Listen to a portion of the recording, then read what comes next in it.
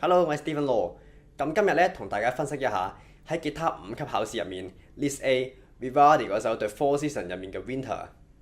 先簡單了解一下呢個作曲家先。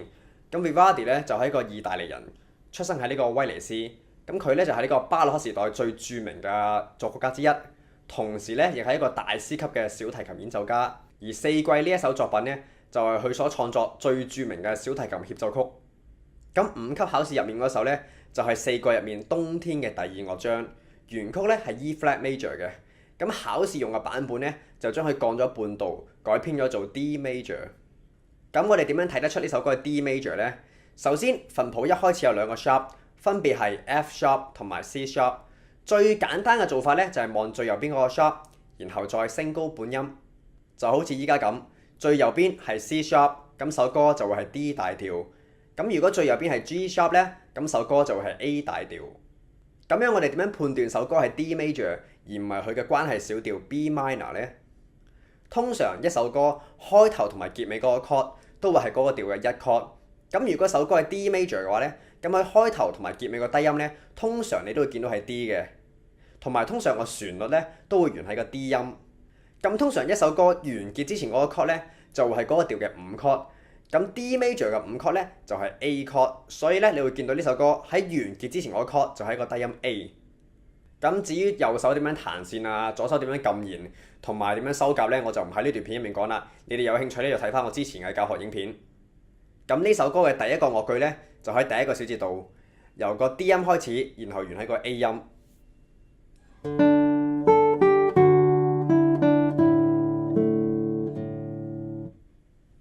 咁我個人建議咧，喺彈呢首歌嗰時咧，盡量唔好令到啲旋律重疊，即係當你彈呢句最後嗰個 A 音嗰時咧，記得要放翻開手指尾嗰個 E 音。如果唔係咧，啲旋律音就會重疊，好似咁樣。記住彈個 A 音嗰時，放翻開個 E 音。咁彈到最尾個 A 音嗰時咧，就可以收細聲翻少少，然後又去到呢句最後嗰個8分休止符啦。記得要放翻開旋律嗰個 A 音嚟突出翻嗰句係完喺嗰個位嘅。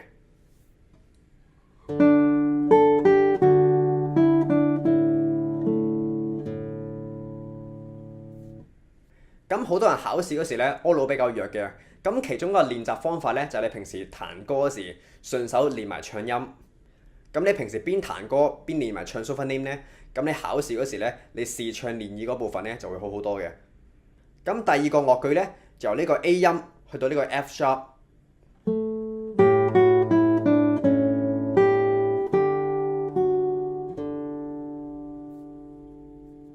咁我哋要留意嘅就係呢個 E 音，到底你彈一線空弦啦，定係彈二線第5格？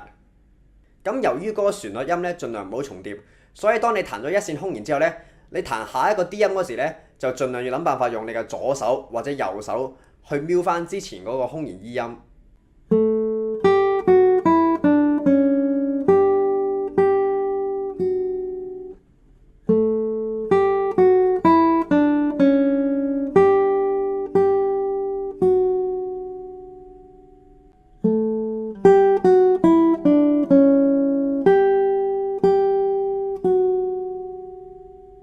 咁如果你彈第二線第5格咧，就冇呢一個問題啦。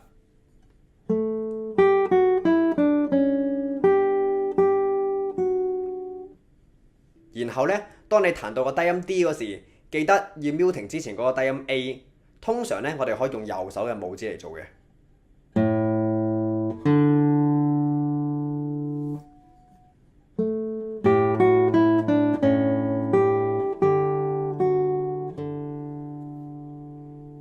然後又去到呢句最後嗰個8分休止符啦，記得要放翻開旋律嗰個 F sharp。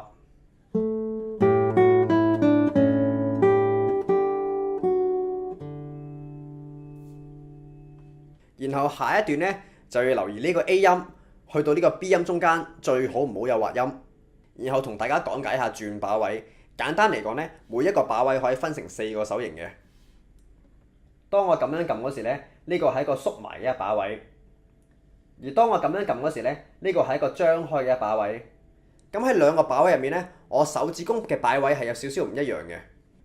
當我撳個 A7 chord 嗰時咧，就會係一個斜向左邊嘅一把位；而當我調轉呢兩個手指嗰時咧，就會係一個斜向右邊嘅一把位。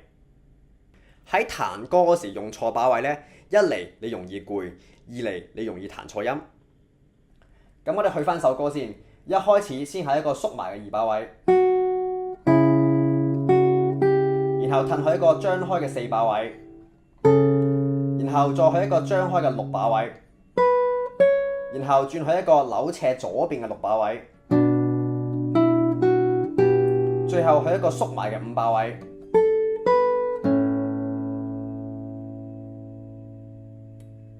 記住你嘅手指公係好靈活咁喺琴頸後面移動嘅。然後去到第4個小節後半段嗰個低音 G 同埋低音 G sharp， 你要注意喺移動嗰時咧，要盡量減低嗰個捽線聲。咁咧有3個方法可以做到嘅。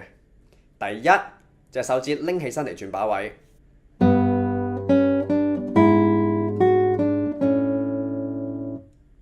壞處咧係個音會有少少斷開。第二個做法就係用手指比較遠嘅部分嚟撳線。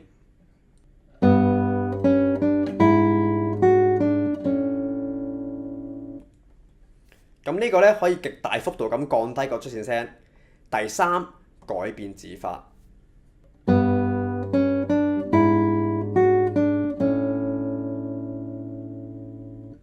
咁講解下點解會走咗個 G sharp 出嚟先。呢首歌明明係 D 調㗎，D major 明明係冇 G sharp 㗎喎。咁係因為呢首歌其實由呢個位置去到呢度係轉咗調去 A major 嘅，所以當你想練呢一段嘅唱音嗰時咧，記得你要唱 A 調嘅 solfa name， 即係 A 音唱個導音。再講解埋呢一個裝飾音，呢一個裝飾音有2個做法。第一，你可以用左手嘅 snare 嚟做，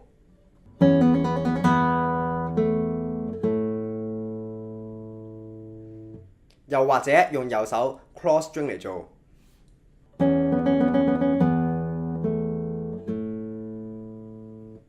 無論你用邊一種方法嚟彈呢個裝飾音，記得要數拍子，千祈唔好憑感覺。如果你覺得要喺一拍入面數完咁多音好難嘅，你可以先試下將佢當成8分音符係一拍，咁樣嚟練習。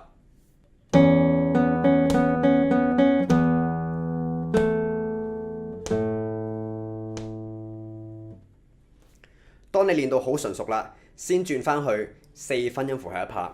咁如果我今日分享嘅內容你完全冇聽過，咁恭喜你，咁代表你呢仲有嘢可以學習嚟令到你繼續進步。不過如果你已經學習咗古典吉他一段日子，或者你已經考咗5級，甚至係你已經考咗8級，而你對我今日講嘅內容咧完全一頭霧水嘅，咁你首先要問下自己，係唔係自己未夠勤力，上堂未夠專心呢？如果唔係呢，就可能係你嘅學習過程出咗少少問題。希望今日講嘅教學幫到你，我哋下集再見。